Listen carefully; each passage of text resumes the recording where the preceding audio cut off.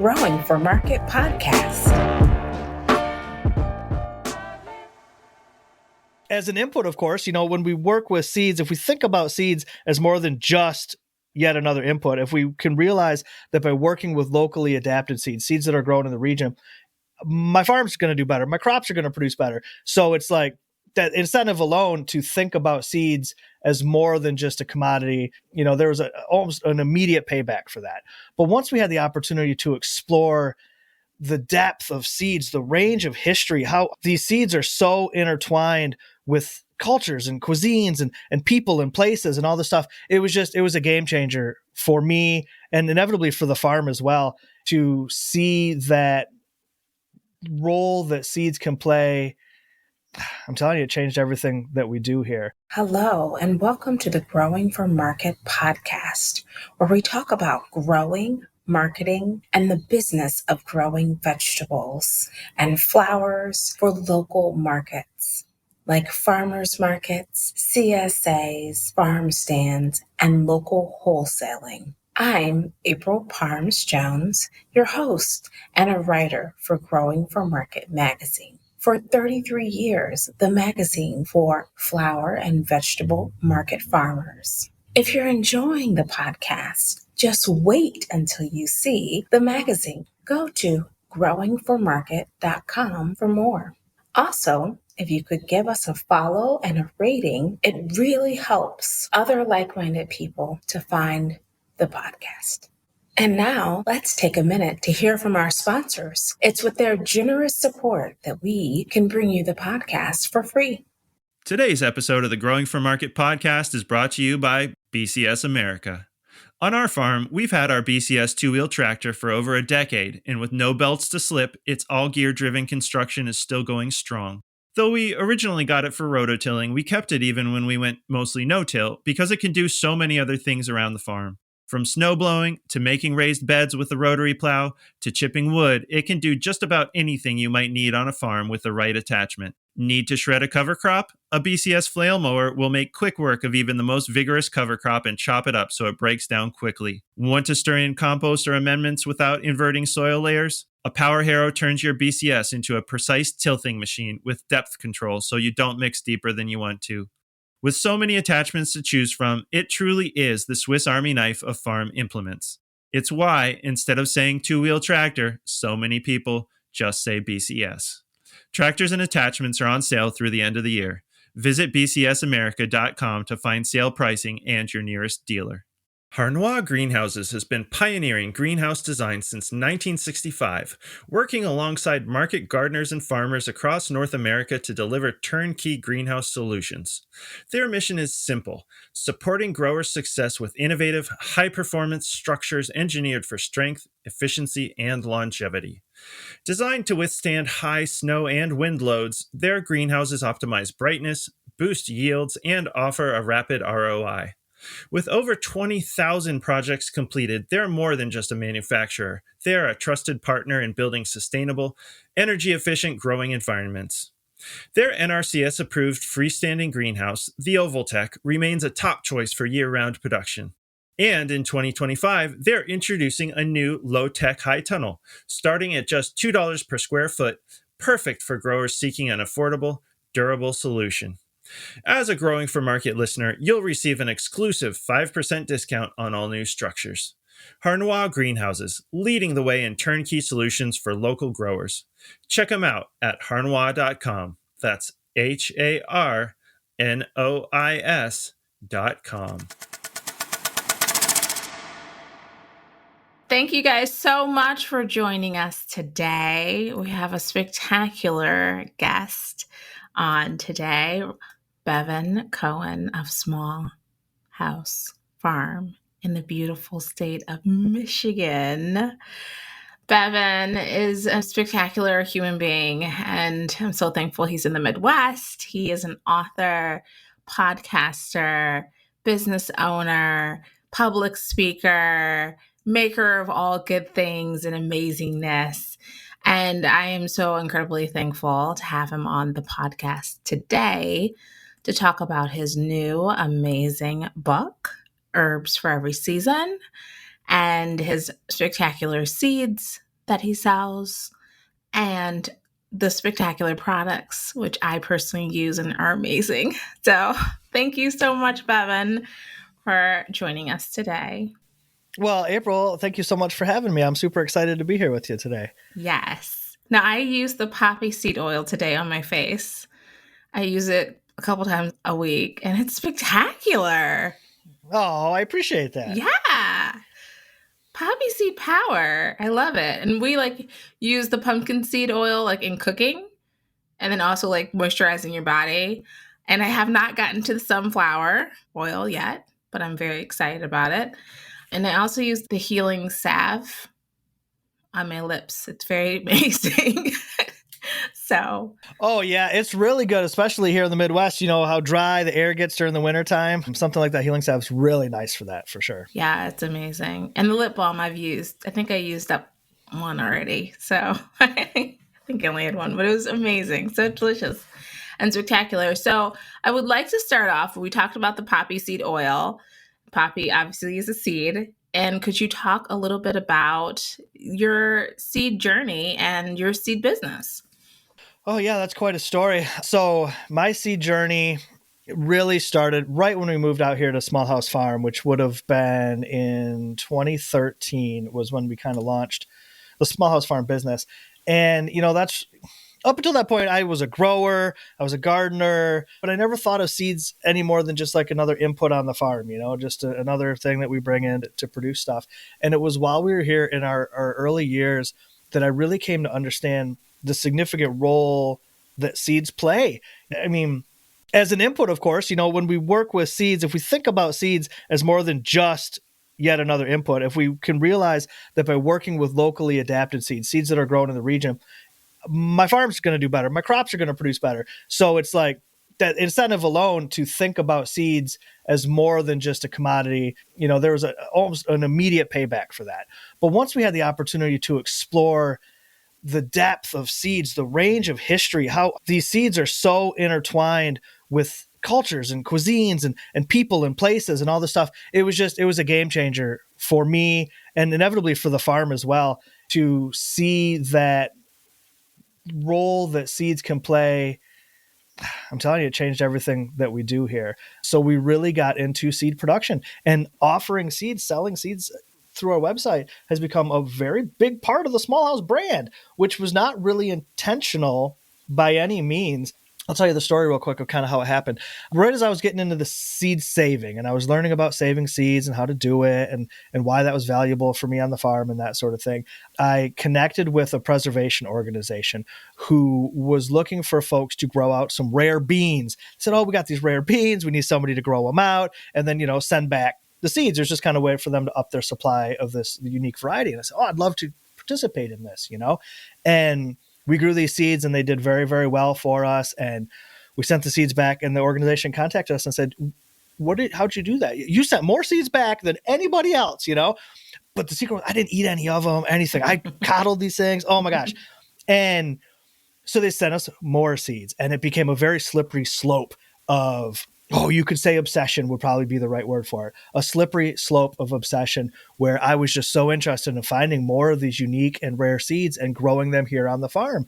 And in order to support that habit, I had to start selling some seeds. So that's what we did. And then here we are. And it's been an amazing journey. And it all started literally with one tiny seed. It's amazing. And no, it's so impactful, the power of a seed. It really can change your life and your happiness level. I know I'm super excited about all the different seeds I'm going to be growing out this year. And I like what you said about having rare and unusual seeds, because I feel like in our lives, everything is so commercialized and so standard. You get the burger with the cheese and the bacon, you know what I mean? Everything's standardized. And so I feel like seeds, especially for my own life, is the one place where I can really explore and be creative and unique and different and fun. And so how do you decide which seeds are going to be the ones that you plant, and then what seeds kind of draw you to them? That's a great question. So initially, really my motivator was like, what's the most unusual and rare variety that we could find? We wanted to have something that maybe nobody else had. And then I quickly realized that I kind of had to dial it in a little tighter than that because I need something that's unusual and rare, but also is going to produce seed for me here in Michigan, right? So I have a little bit of a window there. So we kind of had to dial that in a little bit tighter. But over the years, I've really become more interested in seeds that have a connection to a place or a people. That is really meaningful to me, like especially people that I might know or communities I might be associated with in some way. That personal connection is very, very important to me. I mean, it's impossible to collect all of the seeds. I realize that right away. Just on the other side of this wall here, we've got freezer chests with our seed collection in it. And I've got somewhere around 300 different varieties of beans, just beans. And at that point is when I realized, well, this is out of control. Seeds in a freezer serve a limited purpose. I need seeds in the soil is what I need. I need seeds to be grown, to produce new seeds, and I need people other than myself growing them. So I thought, really at the heart of everything that we do here is community. So if I can have seeds that are connected to a community, to a place, to a people, that's also unusual and rare, that performs for me in Michigan, that checks all the boxes then, I think that way. But, sometimes I just get excited and I'm just going to grow something unusual because you can't help. You know how it is. You always want to try something new, especially let's look at it from a commercial standpoint. As a market grower, you want to have something that stands out, right? Something that's a little bit different than what everybody else is offering. So we try to do that. You go to the grocery store, you go to buy eggplants at the store. There's one eggplant. All the same, every store, everywhere that you go, there's one eggplant. But there's literally hundreds, possibly thousands of varieties of eggplants out there, right? So if you can have one that's a little bit different than what everybody else is offering, that just kind of gives you that edge out there. And at the end of the day, having that edge, that makes a difference too, right? Absolutely. I mean, I love it. And I love being in the Midwest because we have a lot of like root vegetables and unusual things that people aren't really like they know about, but they don't always eat every day necessarily, like celiac or rutabaga. I love a good rutabaga, a turnip. We have so many different types of beets. I mean, beet power. I'm totally down with beets. So like there's so many different types of like vegetables that people don't always use, but are so delicious and so savory and so comforting. I've been eating a lot of like squashes, like butternut squash, and then the spaghetti squash, and then also like, a honey. Have you heard about the honey nut squash? Oh, sure. Oh, Absolutely. That's very popular. That's because being a smaller fruit like that, it's something that we could easily produce here. So yeah, you see a lot of those. Yeah, those are awesome. yeah, and they're so delicious. Oh, so savory, and they're so small, and they're just delicious. I put them in everything. So yeah, just being able to have access. They're perfect serving size. Yeah, absolutely. Having access to that variety, I think, is really important. And, from a consumer standpoint, now let's look at it from the other point of view. When you've got all of these different choices, that's exciting, right? Yeah. And you want to try all these different colors and shapes, and it makes eating healthy food fun. Yeah, absolutely. So what is your like 2025 like seed of Small House Farm that you would like love? Or maybe there's like 5 we can talk about. I don't know. One sounds a little like sparse, but yeah. Oh my gosh, yeah. It's hard to pick just one, but if I had to, we could do 5, but let's start with the one. If I had to pick one, this tomato. We've got this tomato right now that we grew out for the very first time last year. Bleu de Provence is what it's called. And we acquired the seeds in southern France, as the name would imply. And, it's a pinkish tomato with these blue shoulders. It's very attractive, very, very pretty tomato, crazy productive, super delicious. When we grew it out, we've got seeds available this year for the very first time. We are possibly the only people in North America right now that have the seeds for this tomato. So we're really excited and eager to get it out to the people. We need other people growing it. Seed preservation only works when many, many folks are growing it out, right? So we need to get this tomato out to more people. But it's number one, delicious, which is a big point here. It's cool looking. Looks awesome on the table, So if we're looking to sell tomatoes or something, and again, give yourself that edge over everybody else at the market, this one's just a stunner. It's just eye catching. But really, I think that for me, what made this tomato stand out the most was its blight resistance. We had a very tough year in Michigan last year with rain and heat. And I'm pretty good at pruning my tomatoes and doing all the things and trying to keep them going. But The tomatoes that were just out in the field really struggled a lot for me last year. Many varieties struggled. The ones that were under shelters, I didn't have obviously as many problems with, but the ones out in the open really struggled a lot, except for this variety, the Blue Day problems. By the point the other tomatoes were gone and done, over with, this thing, healthy as could be, pumping out fruits. And so, I mean, this one's checking every box for me, right? It's cool looking, it's delicious, it's unique. It reminds me of a place that I visited, so it's connected to a place. It's disease resistant. It's my favorite tomato of the year, and that's hard to pick. It's hard to pick a favorite tomato. I'd have to say, I guess my favorite tomato is the first one you pick, right? That's the best one. Exactly. But you know what I mean? This would be the one. If I had to pick the seed of the year for us, that's the one I'm the most excited to be able to share with folks. Oh, that's exciting. Now, what are you going to do when it sells out? Because it's probably going to sell out. What do you do? I hope it sells out. So we keep a pretty good supply of seed. I'm not going to sell everything. We always set aside, this is enough for me. I'll put some in the freezers to make sure that it's preserved and that sort of thing. I'll keep some for next year's grow out. We set that aside right away. That was a lesson that we learned in 2020. When seed sales really took a skyrocket for everybody and folks were selling seeds faster than we all anticipated that we would.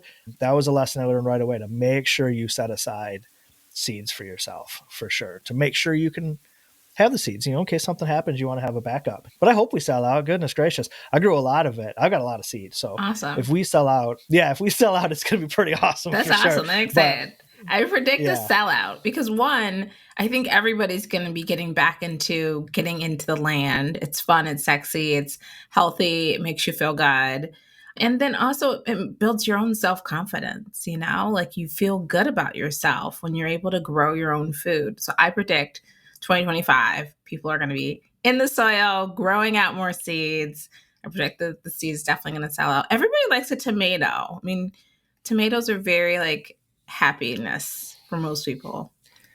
You can't go wrong with a good tomato, Obviously, the homegrown tomato is far superior to anything you're going to buy at the big box grocery stores, and it's fun. And like you said, I think it makes you feel good. You grow your own tomato and you get to pick it. There's something about that pride that you feel. You're right. That's a special moment too. And then you get delicious tomatoes. It is a special moment. And tomatoes are so easy, relatively speaking, to grow. You can grow it in your house. You can grow it on a porch. You can grow it in the dirt. You could grow it in a growing dirt bag. I feel like there's a lot of ways, raised bed. There's a lot of ways to grow tomatoes. It's pretty versatile. And it's a fun project. You're right. It is. I think that's why so many home growers do tomatoes, aside from the fact that we've got to have those tomatoes, but because it is something that's pretty easy to grow. Even for a beginner grower, they can accomplish a successful harvest.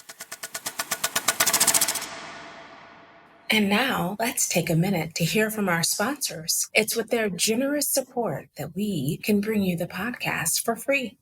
Whether it's tomatoes to market, flowers in the spring, or vegetables for your family, growing in a greenhouse protected from the weather provides the right environment for a harvest you can count on.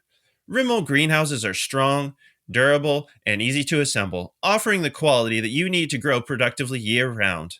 Rimmel greenhouses are proudly built right here in America and shipped to anywhere in the U.S. With technical sales staff members located across the country, many with growing experience, the Rimmel Greenhouses team of experts will serve as your trusted partner every step of the way to ensure that you get exceptional value from your greenhouse investment. Visit Rimmel.com to get a quote today. I don't know about you, but I got into farming to grow food and connect with my customers, not to spend my time glued to a desk. If I could spend less time in spreadsheets and more time out in the field, that would be a win. Enter Farmhand. Farmhand is the only all-in-one virtual assistant built by and for CSA farmers. With tools like custom websites, done-for-you newsletters, CSA member support, flyers and QR codes, customer billing, and more, Farmhand takes care of the admin so you can focus on what you love. And here's the best part. You can learn how it works directly from Farmhand founder Ari Memar.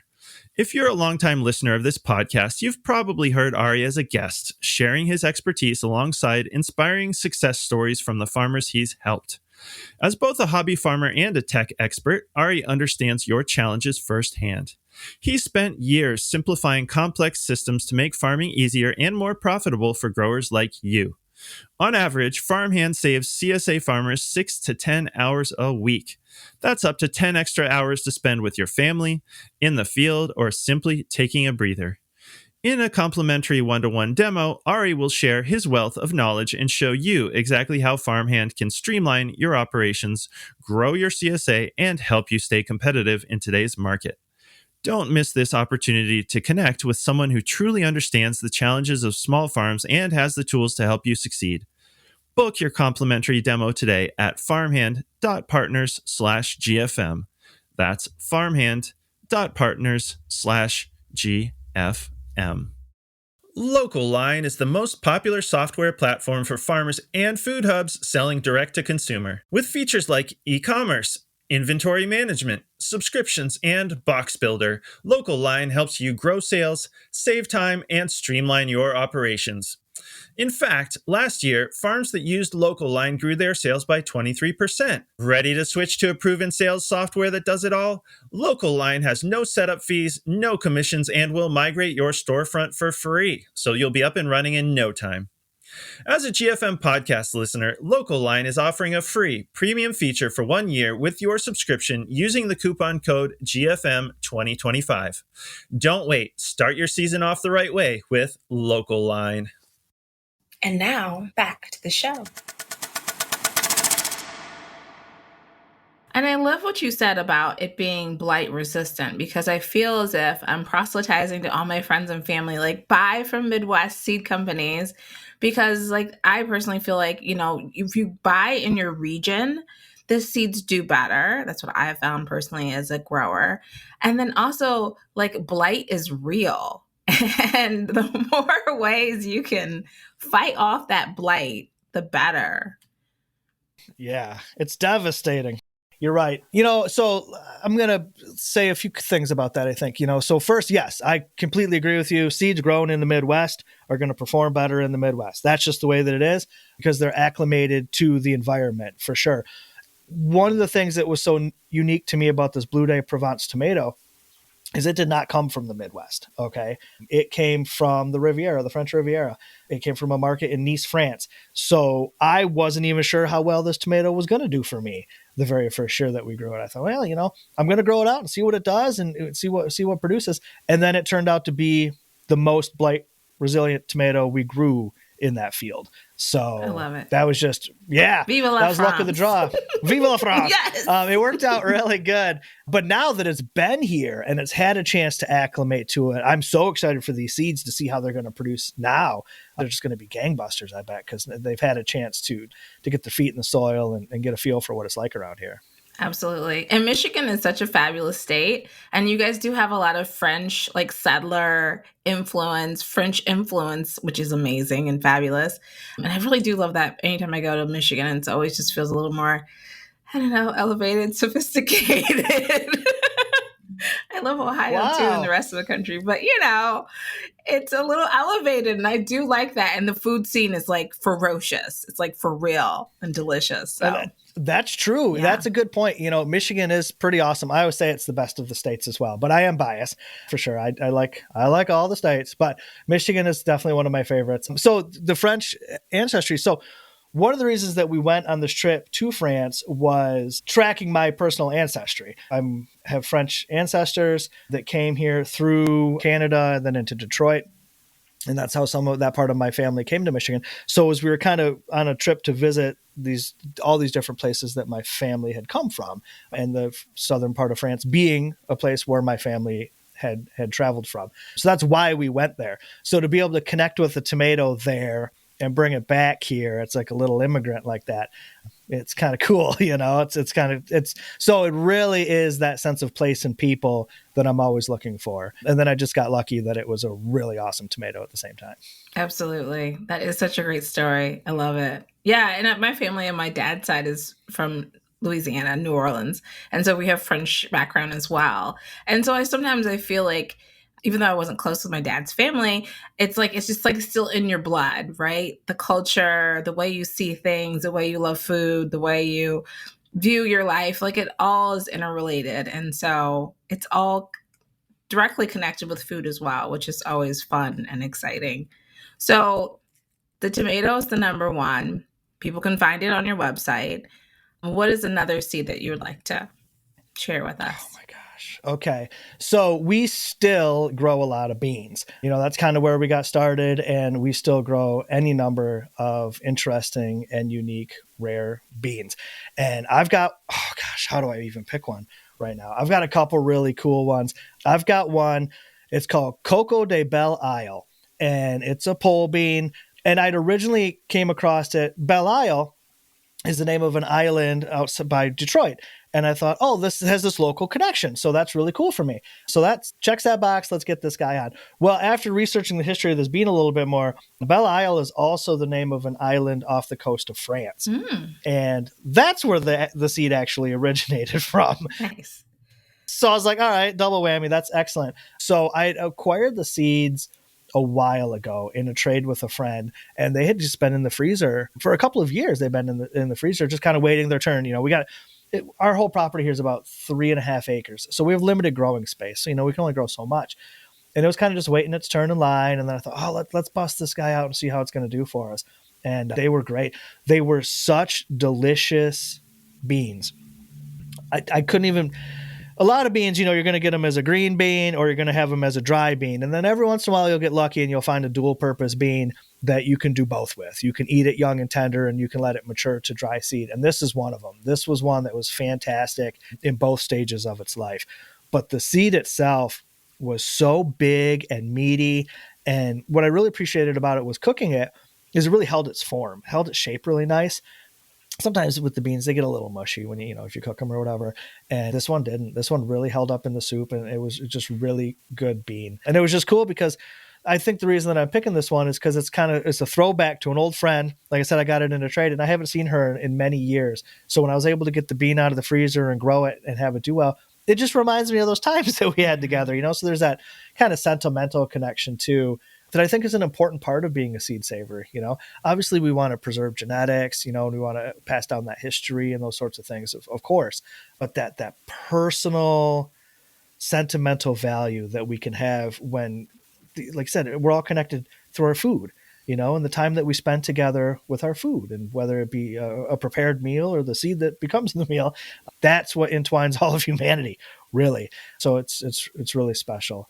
And then I think that another seed that is kind of dovetails into that one is another bean that we grow, the Ottawa bean. And we have grown this bean for a number of years. And it's a big, thick, meaty seed that really holds up well. You could kind of compare it, I suppose, if you're thinking maybe like navy beans, like a northern bean. It's kind of that style, except it's got a beautiful pattern on it. And what I love about this one, this Ottawa bean, it's been grown by the indigenous people of Michigan 1,000 years, maybe more. You know what I mean? It is part of the land that I'm standing on. You know what I mean? It's more at home here. It belongs on this land more than I do, technically. It's been a part of this land for so long. So to be able to grow that bean here has been really, really special for us. It's a half runner type. So it only grows, 3 or 4 foot vines. So it's excellent for growing on corn or, if you're trying to do a polyculture system or something like that. I grow it up sunflowers most often. So we'll get the sunflowers going and then plant these beans and they'll climb right up it. And they're very productive. They're very delicious. But again, it's entwined with the land that I live on. So that's to be able to steward that bean and then share it with folks is really special. And it's one that sells out every year. It doesn't matter how much I grow. I don't see a lot of other people offering it. So it's important for us to continue to keep growing it because there's a demand for it. And I want people to have that seed.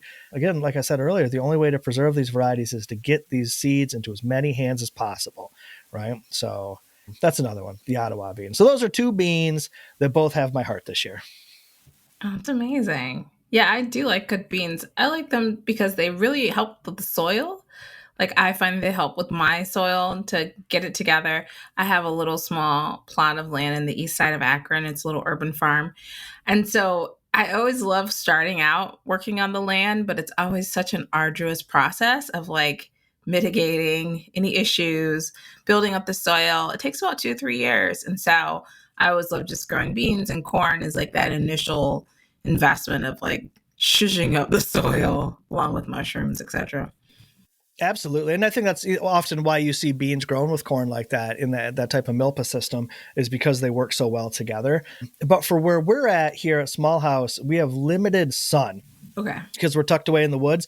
So we have limited full sun spaces. So we really have to be very particular about what gets the sun. So I don't often grow corn as much as I would like to, just because of my space limitations. But sunflowers I can get away with. And then the beans really seem to like to grow up the sunflowers too. So that's sort of our alternative. It's amazing. And while we're talking about sunflowers, could you talk about, you grow out sunflowers, but then you also have the beautiful sunflower oil. And could you talk about the process of making the oil? Because I know you also sell like the machinery to take the sunflowers and make them into oil and the whole process. Could you just share a little bit with our audience? I think they'd really enjoy that. Sure. That's how we got started. That was the impetus to create all of Small House Farm, was pressing sunflower oil. When we first got to this property and settled in here, we really didn't have much of a plan for what we were going to do to fund the whole project. And I encountered an old oil press, like a hand cranked, like old school style hand powered oil press. And I thought, what an interesting and different thing. I don't know anybody else that's really doing this. So we invested in the oil press and getting the sunflower seeds. Initially, we just bought sunflower seeds. Being in Michigan, it didn't take me far. I didn't have to go far to find a guy growing a lot of sunflowers, Sure. That's a big crop here. And so I was able to acquire a good amount of sunflower seeds and brought them home and ran them through the press to produce this oil. And it was startling how successful that was. The support that we got from our community. It was our very first market tables when we set up at farmers markets. That's all we had to offer was bottles of sunflower oil, and the profit margin wasn't tremendous on it at the beginning because the initial startup cost and all this sort of stuff. But we just really wanted to get out there, and folks go to farmers markets. Obviously they want locally grown, but they want the delicious stuff. They want to support local. And we were the only local producers of oil that anybody had ever seen at that time. So they were like, really supportive, and they bought a lot of oil from us. And that was pretty much how we funded everything that we've done since then. And so when I talk to folks about different ways that we can utilize plants to help fund our farms or our market gardens or whatever it might be, looking to everything that a plant offers is important. Seeds, that's a value-added product. Oil can be a value-added product. You know what I mean? Just trying to look at the plants in a little different way of the things that they can offer us. So in 2022, I worked with New Society Publishers, and we put out a book. It's called The Complete Guide to Seed and Nut Oils. And it's essentially a walkthrough of everything that I learned in the 10 years leading up to that. So folks can get the book. If they're interested, we also offer oil presses, the old hand crank style. Do you know what I mean? You can get them. And I walk you in the book on how to upgrade that thing to a motorized version or how to hook it to a bicycle, all different ways to, ease the workload. And I'm going to walk you through probably 40 different oilseed crops that you can grow or forage to produce oil. But it's a way that folks can look into doing something new without having to make all the mistakes that I made, right? So to kind of take that learning curve out of it for them. We're really into the local foods. It's a big thing right now. Everybody wants to support local food, and I love that. But staple crops is the cornerstone of any local food movement, any food movement of all, of any scale. Staple crops are the foundation of this. We've got grains and we've got beans and that sort of thing. But think about how often we utilize oil, right? Oil is a staple of the pantry. So how could we have a localized food system if we don't have locally produced oil? Yeah. We can't. Right. So I'm always just trying to encourage folks to try it, even it's just for home use. It doesn't take a lot of work. I mean, a sunflower seed on average is like 35% oil. You can get a lot of oil out of a sunflower seed. You know what I mean? An acre of sunflowers is going to produce 10, 15 gallons of oil. Oh, wow. I'm kind of spitballing some numbers here, but I mean, it's an incredible amount of oil that you can produce once you get into it. So I don't know. It's something I'm always trying to get people to just think about. We got to think about plants a little bit differently. The way that the market is anymore, the way that the economy might be, we got to be creative. We got to think outside the box a little bit. And so for us at Small House, some of the ways that we've been able to keep ourselves going is by just looking at plants in a different way and seeing all of the different things that they offer us. And oil was the one that made all the difference for us, for sure. Absolutely. And I think as a consumer, I love having natural local oil. It totally is life-changing. But I think for me as a consumer, I didn't know what I was missing. Do you know what I mean? I didn't know the power of beautiful, delicious oil that I can cook with, that I can put on my face, put on my body, put on my baby's body, that I feel comfortable with.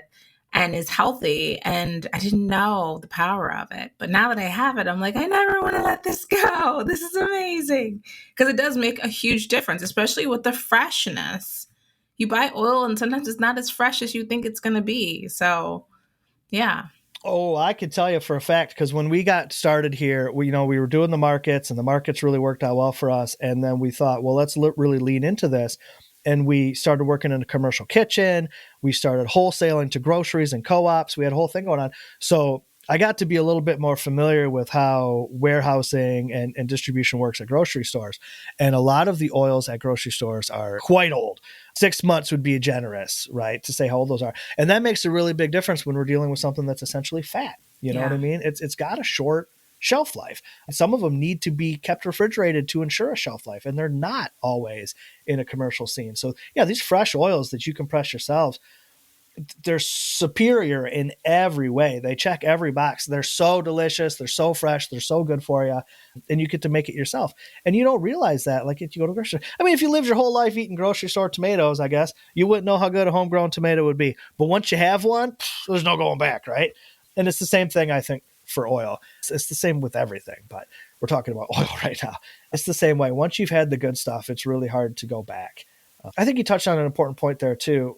Absolutely. And I love that you talked about in the book, people can purchase at Small House Farm, your website, that you can forage for nuts and seeds as well, which I hadn't even thought about. Oh, yeah, absolutely. Here in Michigan, we have black walnuts. And early in the market days when we were pressing oil, somebody had come to the table and said, oh, we get a lot of black walnuts. Would you be interested in some for pressing oil? And I said, absolutely, I would. And then they showed up with some 5-gallon buckets of black walnuts, which we processed and pressed, and it's an incredible oil. And to this day, still magically, sometimes 5-gallon buckets of walnuts just show up on my porch that people will bring for me to press, because in those types of situations, if we're dealing with, shagbark hickory, walnuts, those, almonds, depending on where you live, there are so many things that nature's already providing for us that if we, again, just look at it from a slightly different point of view, there's a lot of value there. Acorns, goodness gracious. Acorn oil, fantastic. Acorn oil. I have acorns. Not here at my house, but like around the corner at the park. Yes. Acorn oil. You know what I mean? So there's just so much out there. I mean, research in the book was a lot of fun because I learned about a lot of different oil crops that I wasn't as familiar with that we got to bring in and press and that sort of thing. But yeah, there's just an abundance. Nature's abundant with everything. If we just, look around for it.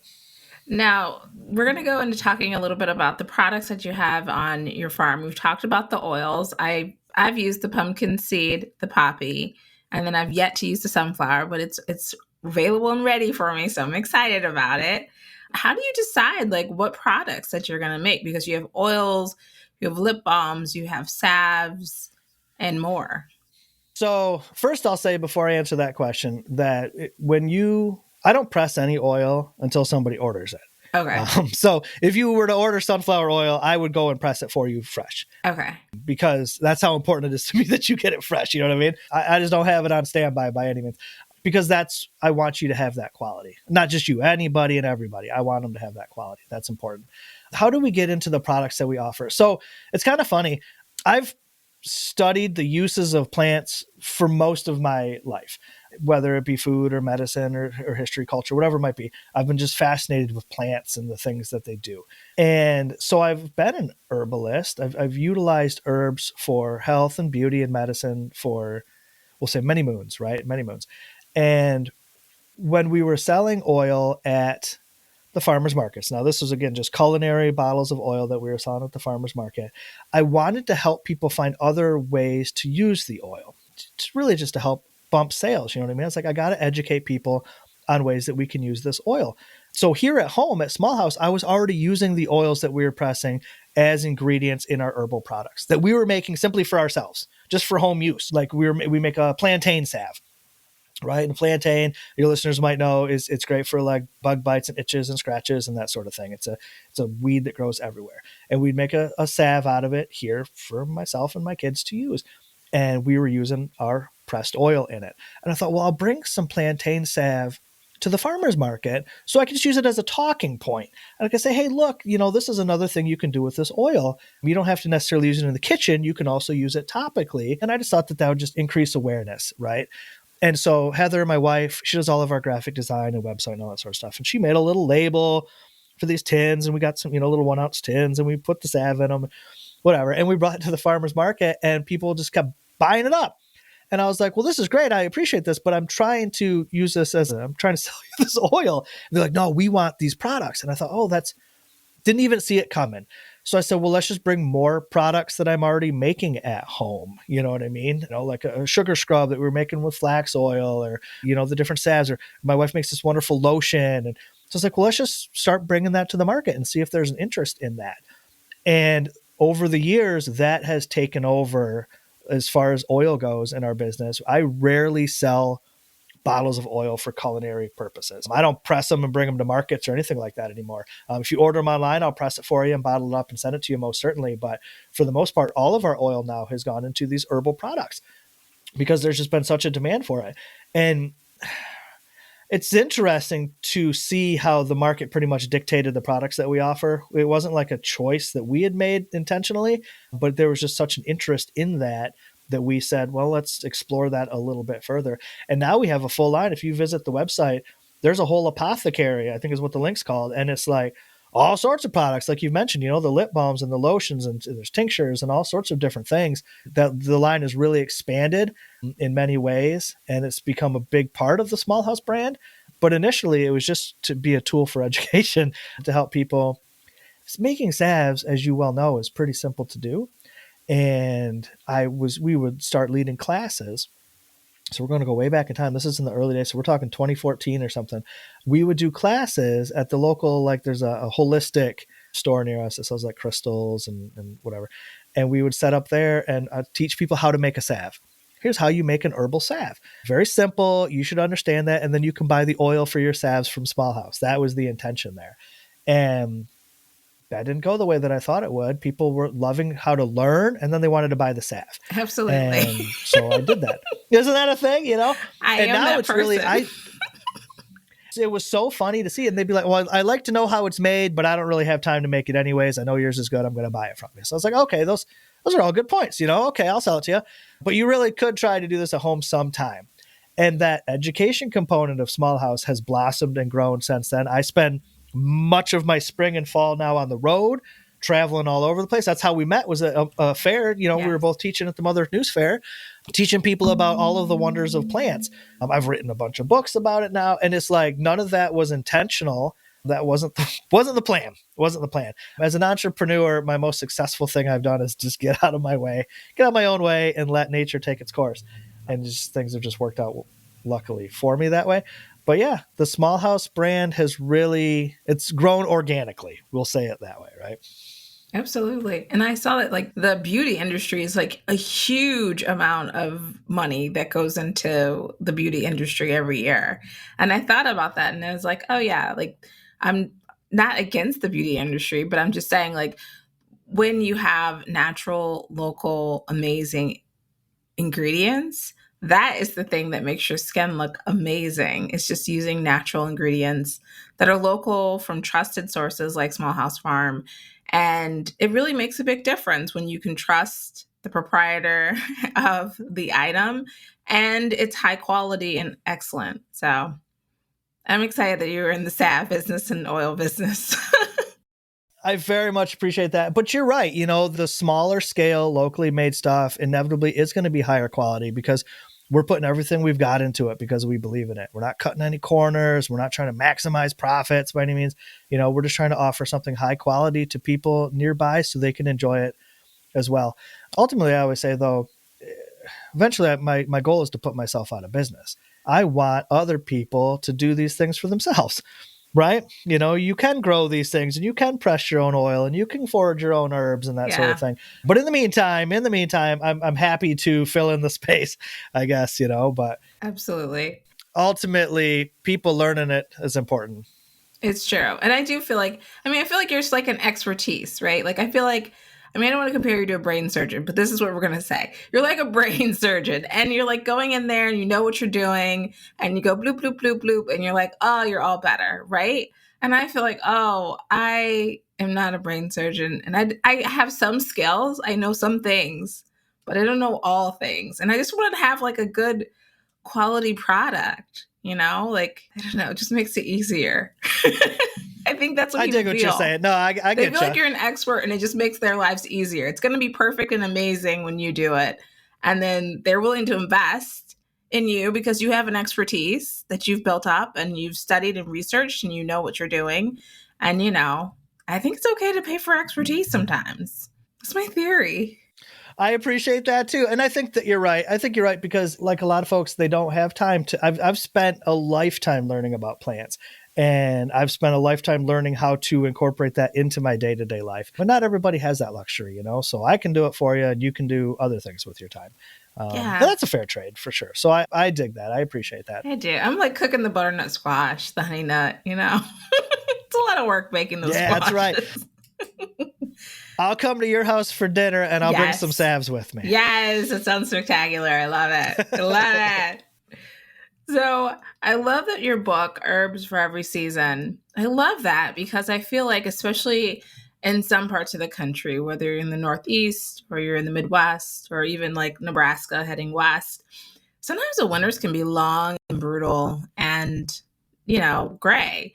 So it's nice to know that there's still herbs that I can use for every season, not just summer, not just spring, but even in the fall and the winter, there's an herb for everything.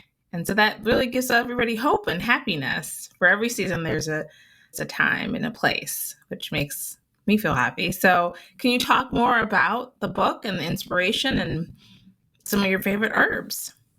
Oh, sure. So Herbs in Every Season, I'm a little biased, of course, but I'm going to say this is probably my best work yet. Over the years, we've published a number of books, but this is one where I really felt like I had the opportunity to write the exact book I've been trying to write all this time. I wanted people to see herbs in every season in a way that, like, sure, in the winter or in the fall, there are herbs available to us. So I approached the book from like, let's talk about herbs. In what season do they come to us? And in what season do we need them? And the overlap there was amazing, right? To see that herbs really come to us exactly when we need them. So that was a very interesting exploration. But I also wanted to help people immerse themselves in the world around them. That's really what I'm trying to do with this book, is I want people to see herbs in every season, right? Wherever you're at, your season might be different than mine, right? But the principles between your location and my location are the same. Immersion in nature helps us to observe the cycles of life, right? Whether it's the seasons of the earth, whether it's the seasons of the day, whether it's the season of our life. Like we change throughout our life as well, and the herbs that we need are going to change, right? So ultimately, I just wanted people to slow down and observe the cycles of nature in all of their forms. That's what we wanted to do with this book. So we talked about, there's many herbs, 38 herbs, 40 herbs, 42 herbs. I'm just going to say numbers now. I don't really exactly remember, but there's a lot of them for each season. So we've broken the book down, obviously. It starts with spring. That's where I wanted to start. A lot of, if you look at a lot of indigenous cultures, some of them would start the cycle at different places in the year. But for me, I always think of spring as the beginning. So that's where we wanted to start the book. So we started with spring and then covered the herbs of spring. And for each herb, we talk about everything I could think of that I wanted to talk about. It worked out really well. When Timber Press approached me to do the book, they said they wanted a medicinal herbal, a book about herbal medicine. And I said, yeah, that's cool. We could do that. But I've kind of already written a book like that. I want to do something a little bit deeper than that. And so we talk about, of course, the medicinal applications of the plants, but we also talk about growing the plants and how to harvest the plants and when to forage the plants. And we talk about utilizing the plants in the kitchen. So there's a culinary aspect to it. To me, it's a shame that we separate herbs into culinary and medicinal in two different categories and write two different books and that sort of thing, because they're the same. In real life, I'm doing both of those things. Both things happen at all time. My food is my medicine. I don't know. We have to talk about them to have a true approach to the topic. We have to talk about both of them at the same time. So we did. And then it's full of recipes. so many recipes to the point that I was worried that I had gone well over the word count. Timber was looking for. I said, you know what? We want people to have this experience, this tangible, tactile experience with plants. That's what it's all about. It's when we get our hands in the soil and get with the plants that we really start to understand everything that they offer us and how in these multitudes of ways that they can benefit our lives, benefit our communities by really experiencing everything that a plant has to offer. So that's what we did. It was quite a project. It was many years in the making, but I think that we really hit the nail on the head with it. I think it's really going to carry that message. I hope. You never know how other people are going to interpret the book, but I really hope that people see it for everything that it is. It's practical, most certainly. There's a lot of useful information in there, but I hope that it's inspirational in a way too. Absolutely. And I feel like the herb journey is such a great journey for everyone to experience. I mean, people can just start with like a peppermint and then go on from there, or a lemon balm, or whatever herb that you like in like a tea or iced, whatever. But there's so many herbs, and each little region of the country has different herbs and different medicinal and culinary herbs. And so I feel like the earth is always available to help us carry us on the path. And there's so many different herbs that are available to help us on our journeys. Like you said, our lives are ever changing, and the herbs that we want to use for our bodies and for our health are going to be changing along that way. I am really into the blue cohosh. So I was in a meeting it was like a Midwest meeting, and this guy from Ohio was from Southern Ohio. He grows blue cohosh, and I had just kind of gotten introduced to blue cohosh, and I was like, oh, this is really interesting. My mom really loves it. And so I was like, oh, this is amazing. I didn't even think in my head that I could grow it myself in Ohio. And so that's like, I've ordered my little plants. They're coming in the mail. So I'm excited about it. Yeah, and that's kind of the beauty of observing and exploring nature is there's always like something new. There's something new to learn and something new to grow. It's like it's an endless adventure. Endless adventure. It's so true. And so how can people purchase the book?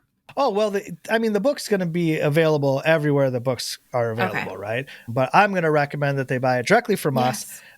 And they can get it right through our website, which is smallhousefarm.com. So I'll autograph and stuff. And right now, until the book comes out, we're doing a pre-order promotion. So if you order the book through us, you get seeds and a bunch of goodies included with the book. So that's kind of a little incentive for folks. Yeah, so that way if they get excited about herbs, then they'll have seeds so they can get growing right away with them. Absolutely. I love that. And I love that it's like very empowering because people can read the book and they can choose for themselves like which herbs they want to go on the journey with, whether they want to do culinary, whether they want to do medicinal. And so that's really also uplifting as well. And then they also have later on in life, they can look back in the book and say, oh, actually, I feel like I need this little boost. What herb will be a really good segue for me to help? I mean, I know like we're in middle of RSV season. So I'm not sure when the podcast comes out, I'm sure it'll be something else. But like echinacea has always been a really great herb that our family's always used, like echinacea tea. Like, oh, you look a little peakish. Here's some echinacea tea. We're like really on it. So yeah, that's. Oh, yeah, totally. And that's kind of what we were hoping for, was that the book would be something that you can come back to multiple times and discover new things, new ways to look at the world. Ultimately, that is the goal. I just want people to go outside and look at plants in a different way. I've said that many times throughout this interview. So I think that must be the message here is, plants can offer us so much if we just take the time to learn about it, look at it, observe all of the wonders of nature. Absolutely. And I think you made a really good point because a lot of our listeners are smaller growers or flower growers or herb growers or small scale farmers. And so looking at the whole plant and thinking about all the different ways that they can monetize it and make it beneficial for their economic future of their enterprise is really important. And so incorporating the seeds and seed oils and making salves and doing herbs, medicinal, culinary, growing out beautiful, unique plants, all of that stuff gives you a competitive edge, which is what is really important. At the end of the day, it is. If you're running a business, you got to have that competitive edge. And if we can look at plants from that point of view, we'll see that they're ready for us once we're ready for them. Absolutely. And then all of your books are on the Small House Farm website? They are. Yep. All my books are on the website. All the way. The first one we did, I think 2018. But yeah, they're all there. Everything. They can visit the website and check out our seed shop. They can look at the apothecary, shop the books, whatever they're into. They can check it out there. Awesome. Well, this has been a very inspirational chat. I think our listeners are going to have a lot to take in. We've hit so many points. We've talked about your fabulous seed business, the stunning, amazing, beautiful products, and also all the different books so people can take this knowledge that you've talked about during the podcast. They can buy a book, research more, and actually implement it on their homestead, on their farm, at their house, their apartment, their condo, and live their best life. Yeah, absolutely. Love it. Yeah. Well, thank you so much for joining us today. I really appreciate you. Bevin Cohen of Small House Farm in the beautiful state of Michigan. Thank you so much. Thank you, April. I appreciate it. Thank you for joining us for this episode of Growing for Market podcast. If you've been enjoying the show, please consider giving us a follow and a rating or review. It really helps others to find the podcast. For more tips and tricks from farmer to farmer, check out our magazine at growingformarket.com. Whether you're a commercial grower or just want to grow like one, subscribe to Growing for Market magazine for the nitty-gritty of growing, marketing, and the business of market farming. We publish 10 issues per year with articles written by experienced farmers on topics ranging from tools and techniques to farm business operations and marketing. If you've been listening to the Growing for Market podcast and haven't yet checked out Growing for Market magazine, we've made a change so you can try the magazine for free. We've added a free month to the beginning of all first-time subscriptions. Try out the digital or paper magazine, and if it's not for you, cancel within 28 days, and you'll never get billed. With digital subscriptions starting at just $39 per year, you'll get a year of the magazine plus 150 back issues from the last 15 years. Head over to Growing for Market and subscribe today to benefit from over 3 decades of writing by farmers for farmers and Growing for Market magazine.